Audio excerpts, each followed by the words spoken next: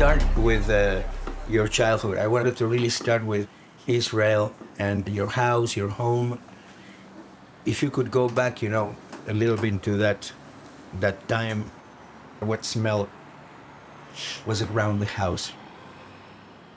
It's funny. I don't have a good smell memory. When you say that, my mind goes to my dog. I had it was a half German Shepherd, half Great Dane. So essentially, it was like a scaled up German Shepherd, like a giant German Shepherd. And I remember his smell, and I guess I was really connected to that dog. Also, right now it's raining in LA, which is kind of a rare thing. Yes. But Israel is also a desert, and I remember the smell of the rain, which again, like it's something when that ground gets wet. It's actually very similar to the smell here in LA. It's like because they're dry places, I guess. So behaves the soil behaves in a different way. And how was it composed? Your family? It was my parents and I have an older brother. His name is Emmanuel. He's 5.5 years older, and a lot of my childhood was me chasing him. Sometimes literally of like just wanting to hang out with my older brother because he was so cool. Yes. But also it's like he was the first one to get into comic books at a very early age. He's the one that brought video games into our home. Fantastic. The first time he brought Pong, I was just like, whoa, what is this? And that's when I'm like 3 years old maybe. I don't even remember how young I was. I was going to ask you, what is your memory of playing, but not playing a video game, but playing something else? Do you have a memory of playing, I don't know, with marbles, with playing, with, you know what I mean, with I remember building stuff, you know, or whatever. Wooden swords and... that type of thing, yeah. I was really into...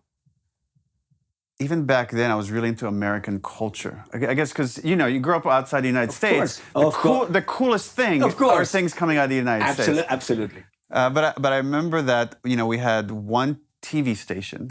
That was it, just one station. So then the only like cartoons or kids shows would be either stuff made in Israel or stuff they syndicated. And there was no internet back then, so you don't know what they're going to have on TV. And I remember the first time they played like a new cartoon, and I'm like, what is this thing? And it's like, oh, it's cars that transform into robots. And it was the first time I've seen Transformers, not knowing anything about Transformers. What age? I don't even know. I want to say like maybe 7 or 8. Ooh. And I immediately grabbed my VHS, a blank VHS tape, threw it in, recorded it. And I must have rewatched it like 4 or 5 times. As soon as the first episode finished airing, like I just couldn't believe what I was watching. It was so good. And that happens totally at that age too, the repetition. You need to watch things like 300 times, right? Another one is like we just had bootleg copies of American movies. So I had like Back to the Future and Who Framed Roger Rabbit that I would have on constant repeat. I would come home from school and just put Who Framed Roger Rabbit on. And I knew those movies by heart, front to back. Amazing. Yeah. Amazing. And your brother probably was in a way, I mean, the bridge to get all that stuff. Always. So what was the first game that you played, the first game that you actually felt that you were playing and that connect with you? It must have been, first one I can remember was Pong, which is, again, as simple as it gets as far as video games. The one that had a really big impact on me. So my brother was much more technically minded than I was. He was into computers. Okay. We had like so it runs in the family. Well, at the time I wasn't as technical, and I didn't see myself as technical because he was so technical. I see. But back then in Israel, it was not common to buy games, so people would copy them. Correct. Just like it's a different situation, but I come from Argentina, so that's normal currency. One day he brought home a game for our PC called King's Quest II. And it was a game made by a company called Sierra Online, designed by a woman named Roberta Williams.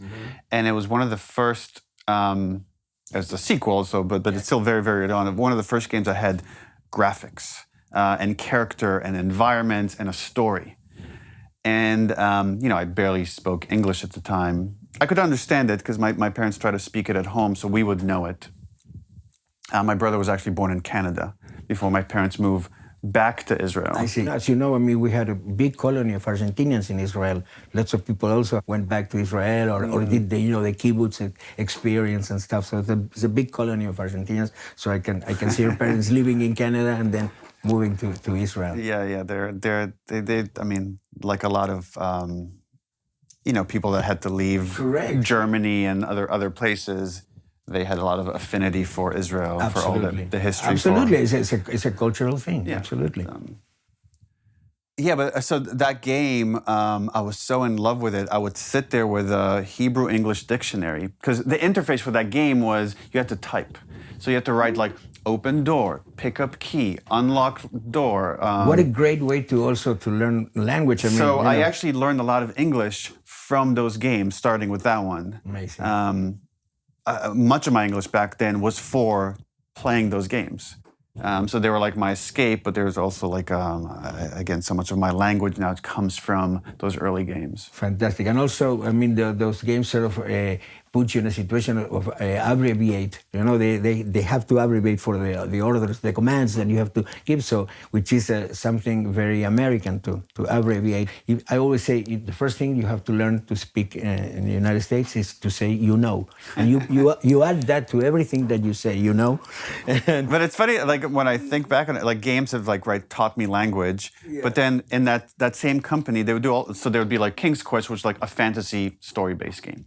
Then there was Space Quest, which was like a sci-fi comedy game. Yeah. And then they had this other one called Leisure Suit Larry, which was about a guy that struggles like leaving the 70s, entering the 80s, and he's kind of out of place, which is why he wears the leisure suit. And it's about him wanting to find love. But so much of that game was about like the first thing, your first goal is to sleep with a prostitute. And I'm playing this game when I'm 7 or 8 years old. And this game is teaching me about sexuality in a way that my parents wouldn't be very happy if they knew what it was. Yeah. So when comes the moment that actually the family moves to the States? Yes, so this was we're entering the late 80s. Okay. It's important to note we lived in the West Bank, and the first Intifada was starting.